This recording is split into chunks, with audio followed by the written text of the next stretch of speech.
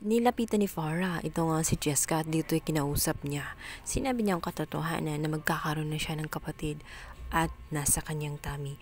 Kaya man naguguluhan ang bata sa kanyang sinasabi. Lumapit nga itong si Kuya Isaac at sinabing huwag lapitan itong si Jessica dahil yun ang bilin ng kanyang amo. Sinabi ni Jessica na imposible ang kanyang sinasabi.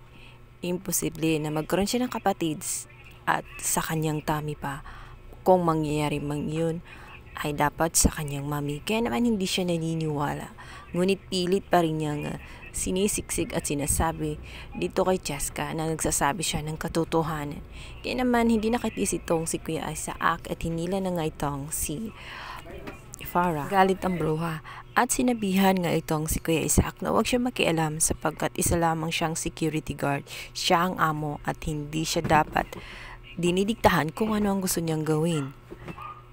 Nang makita nga ni Lucy ang ginawa ni Farah at nag-aaway na nga ang mga ito at sumisigaw na nga itong si Jessica.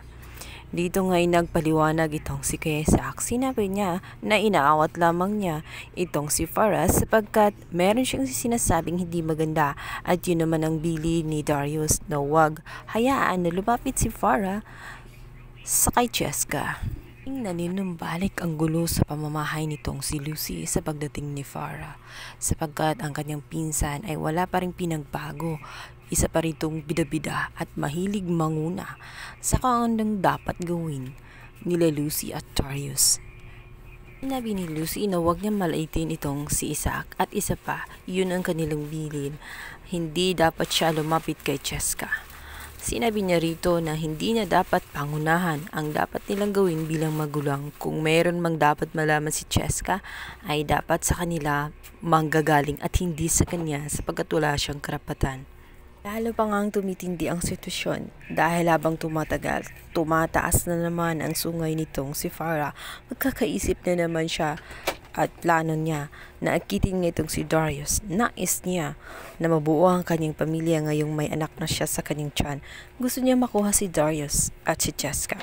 Gusto niya na si Lucy ang mawalan. Isang maling desisyon ang kanilang nagawa na patirahin ang isang ahas sa loob ng kanilang bahay. Maaring kakalma ito, ngunit gumagawa lang ito ng pagkakataon at humahanap lamang na tiyempo upang sila'y muling tuklawin. Nagigising na lamang itong si Lucy isang araw ay hiwala na sa kanyang tabi itong si Darius at nakuha na nga nitong si Farah.